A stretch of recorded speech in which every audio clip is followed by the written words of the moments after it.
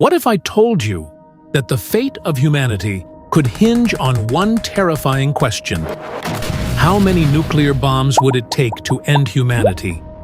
Or, what if a small nuclear war could unleash global chaos, sparking disasters beyond imagination? And perhaps the most haunting question of all: what would life on Earth look like after a nuclear winter? In this video, we'll explore the answers to these questions, diving into the science, history, and the chilling possibilities of a world shaped by nuclear conflict. Stay with us, because the truth is more shocking than you think. If you love exploring big ideas with a unique animated style, subscribe to Link to Think. So, let's get started with some mind-blowing stats about life on Earth today. Did you know that every single second, 4.6 people are born? Yep, that's about 140 million babies every year. Crazy, right? And right now, over 8 billion humans are walking around on this little planet of ours. That's a lot of people. Almost makes you wonder, are we running out of room? But wait, there's a balance to this. While 4.6 new lives begin every second, 2 people pass away. That's about 60 million deaths every year. So if you do the math, Earth's population grows by 80 million people annually. Here's another wild fact. Since modern humans first showed up on Earth, roughly 108 billion people have ever been born.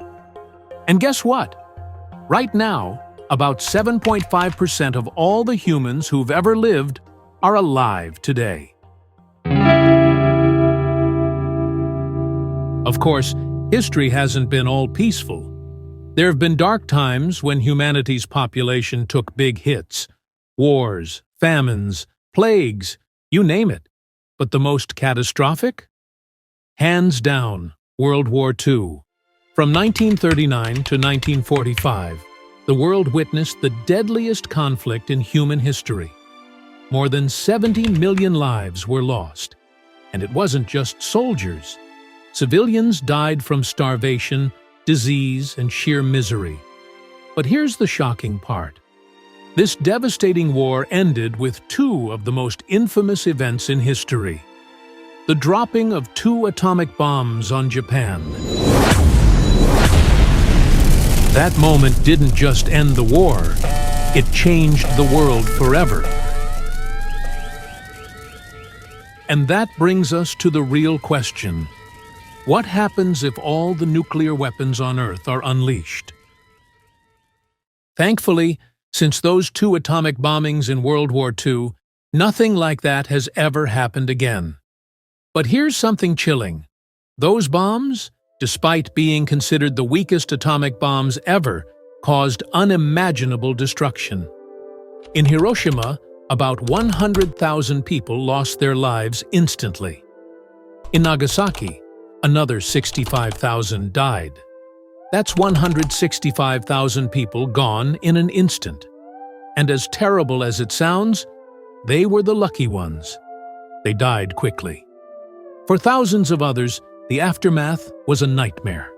People burned alive, their skin melted off, buildings collapsed, and radiation caused agonizing deaths over days, months, and even years. Some didn't die immediately. They succumbed to radiation sickness or cancers years later. Even 10 or 20 years after the bombings, people were still dying from the effects. Now, some might argue that Japan deserved it because of what they did during the war. But that's not what we're discussing here. This video isn't about guilt or blame. It's about the impact of nuclear weapons on cities and people.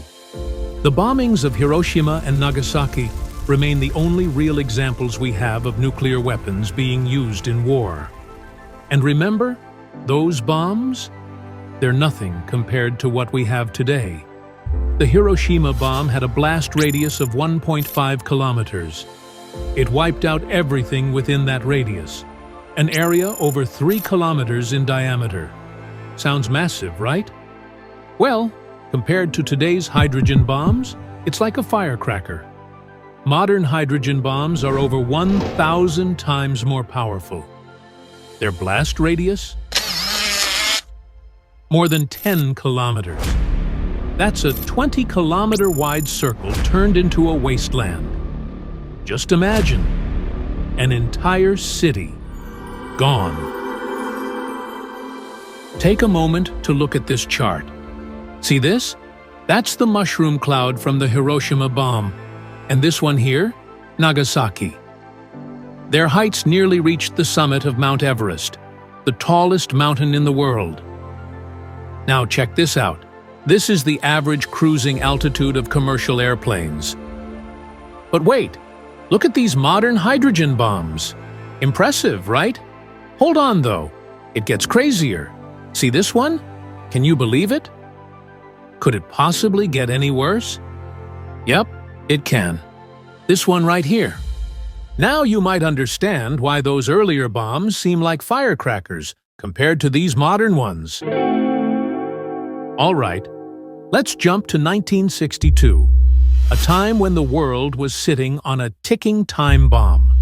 Literally. This was the Cuban Missile Crisis, the tensest standoff between the United States and the Soviet Union. These two superpowers had their fingers on the trigger, each ready to unleash thousands of hydrogen bombs. And we're not just talking about the US targeting the USSR or vice versa. Their missiles were also aimed at each other's allies. Western Europe, basically considered part of the US team, so it was in the crosshairs. Eastern Europe, same deal, but for the Soviets.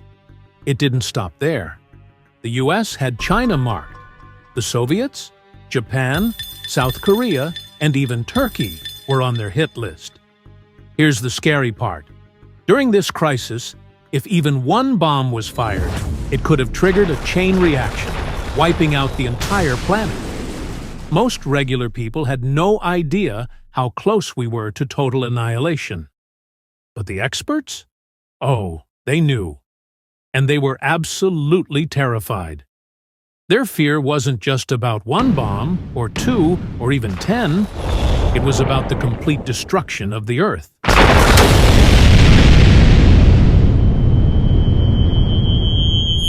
By 1962, it wasn't like 1945 when the US had just 2 bombs.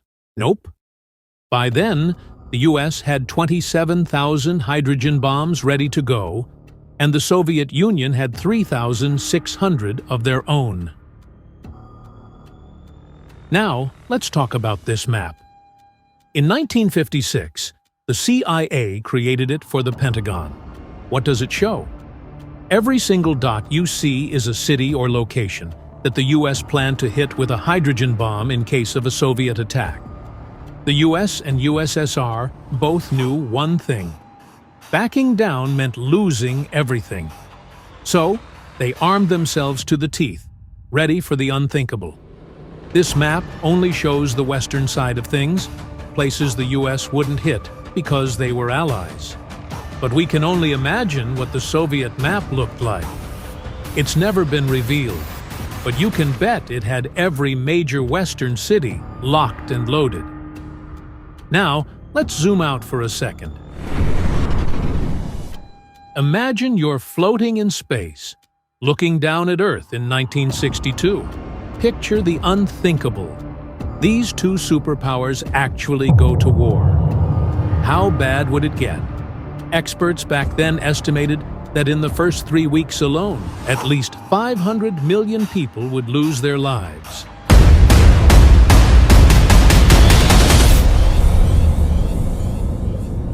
That's 10 times the death toll of World War II in just 3 weeks. And that's just the beginning. Pretty horrifying, right? But here's the truly terrifying part. The world after the bombs stop falling. What's left? What does Earth even look like after such destruction? Let's pause for a second and tackle the main question.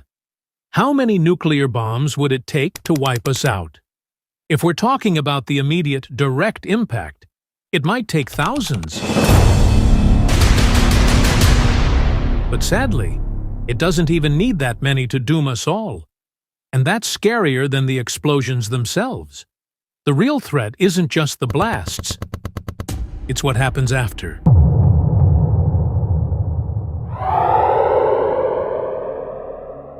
Think about something straight out of a dystopian sci-fi movie, nuclear winter, or what some call a nuclear holocaust. Now picture this. If enough nukes are detonated, especially in cities and industrial areas, they would create massive firestorms, sending unimaginable amounts of soot and ash into the atmosphere. It would be like dozens of gigantic volcanoes erupting at the same time, spewing ash and smoke into the skies. This thick black cloud would block sunlight, plunging the planet into a dramatic icy chill. It's called nuclear winter, and it could last for years. And with that, a domino effect of disasters begins to unfold.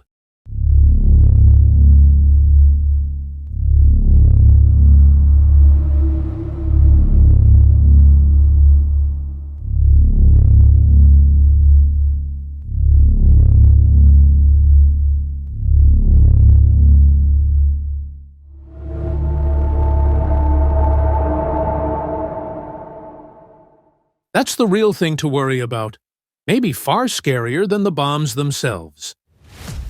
Farming? Impossible. Without sunlight, crops can't grow.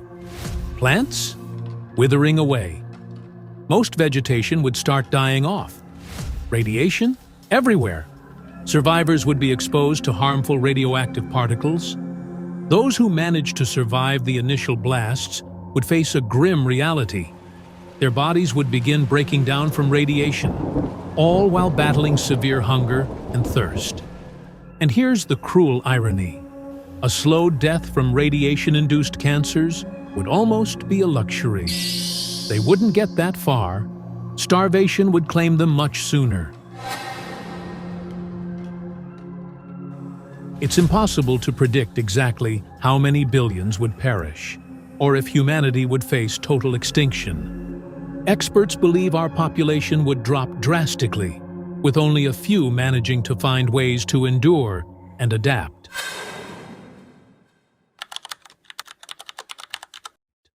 But who would those survivors be? Likely the very people who ordered the bombings, safely hidden away in their fortified bunkers. This is what scientists warn could wipe out the civilization we know today. And the big question is, how many nuclear bombs would it take to trigger this? Surprisingly, not many. Studies show that even a small nuclear war between two countries, using just a few hundred bombs, could kickstart a global climate catastrophe. Here's a haunting quote from Nikita Khrushchev, the Soviet leader during the Cuban Missile Crisis. "The living will envy the dead."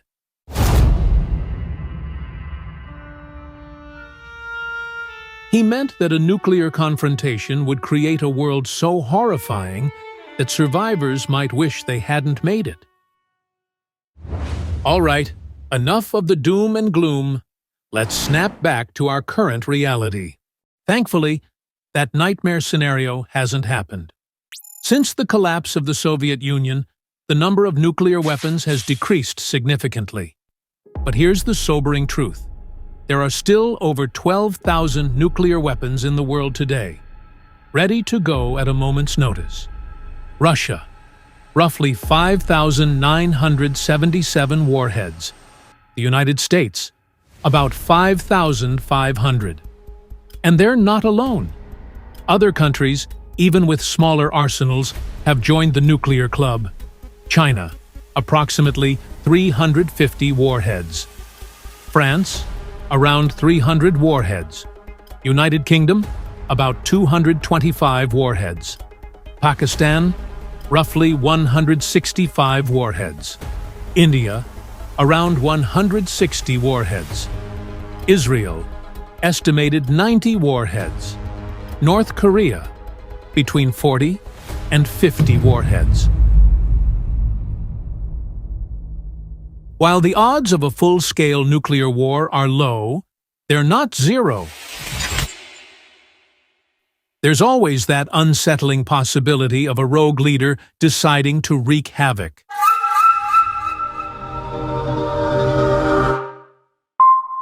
But here's the hopeful twist.